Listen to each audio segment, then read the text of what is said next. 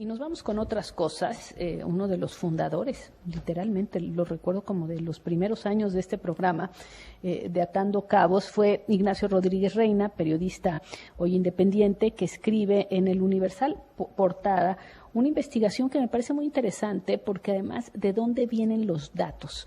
Y es que esta información, las informaciones que digamos que se están filtrando, como fue en Estados Unidos, que ahora nos enteramos toda una serie de cosas de la filtración, está este joven de 21 años, pero por supuesto otras, Wikileaks, y qué decir de la Guacamaya Leaks, que nos entregó una cantidad de información sobre el ejército mexicano, en particular todos estos intercambios, todos los WhatsApp que intercambiaban. Nacho, pues resulta que hicieron un análisis, te pusiste a hacer un análisis de esto y hay información muy, muy interesante, en particular sobre, pues yo sí diría, un manejo, unos lujos, diría yo, por parte del secretario de la Defensa Nacional, así como tú lo presentas, pues sí no parece exactamente una austeridad al estilo de como nos la pinta el presidente. Hola, Denise, ¿cómo estás? Muy buenas tardes.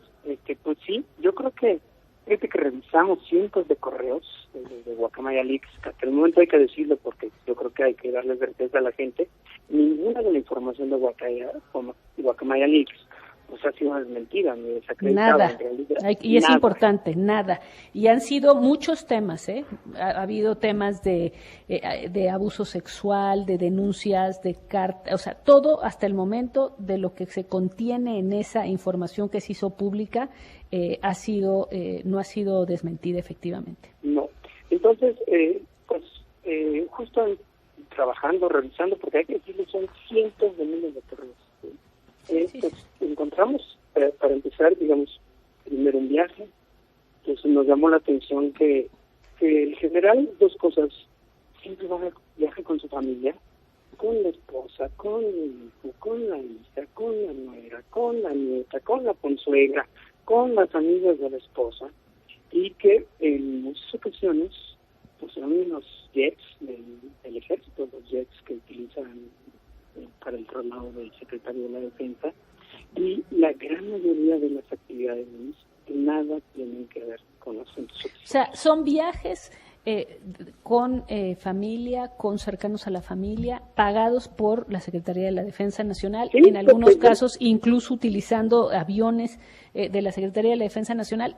Eso está ahí, aparece en esas eso aparece en las gráficas que ha aparecido. Digo, este trabajo se publicó en varios medios, sí. ¿no? El Universal, y Proceso, y ahí se ven los esquemas. No solo eso, si se dice la distribución exacta de los asientos. Por ejemplo, A ver, déjame hacer una pausa, perdón, Nacho, déjame hacer una pausa, sí. Me gustaría sí, regresar contigo. Ya volvemos. Adelante.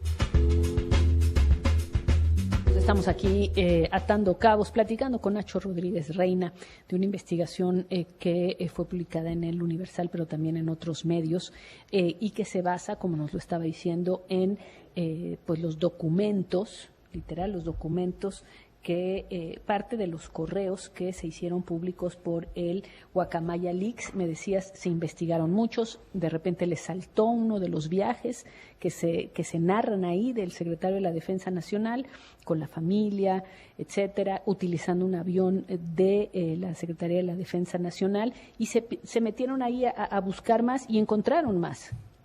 Sí, y déjame decirte, Denise, que hay muchos más, no muchos más, pero varios que ya ni siquiera pudimos incorporar, pues por la extensión del trabajo. Pero la constante es esa, que digamos hay un uso, pues todo el aparato de la logística militar está puesto al servicio para esos viajes. ¿A qué me refiero? Son viajes personales, es decir, no son los viajes donde él representa a México. Hay yo diría que son dos cosas. Sí, en un par de viajes se ha ido representando a México, pero se va toda la familia. Uh-huh. Y los agregados militares en la ONU, los agregados militares en el Comando Norte, los agregados militares en Italia, el agregado militar en Rusia, el agregado militar se ponen prácticamente pues un poco como hacer turismo, y arman agendas de viaje en el caso en que hay alguna justificación oficial, pues se cumple con eso, pero alrededor de Nice se arma toda una logística. Sí, eso suele pasar, o sea, suele pasar para una agenda para el que va y la esposa, pero lo que tú me dices es que es bastante más que la esposa. Sí, incluso, por ejemplo, hubo un viaje que se iba a hacer, iban a hacer aquí de la Ciudad de México a Corea del Sur. Esto fue en 2021. Iba a haber una reunión de ejércitos que hacen operaciones de mantenimiento de paz de la ONU. Iba a ir el general y de ahí se iban a ir a Nueva York a ver habían recibido una invitación para ver un partido de fútbol americano entre el clásico del equipo del ejército contra la marina, ¿no? Y bueno, se canceló el viaje a Seúl porque en ese entonces hubo un pico de la ola de Omicron, de la variante Omicron de COVID, y el general ya no fue, pero la familia, él ya no fue a Seúl, pero sí se fue a Nueva York. Y déjame decirte que para Corea, la Secretaría de la Defensa Nacional acreditó a toda su familia como si fueran asesores, para que les dieran visas y que obviamente se justificara el viaje.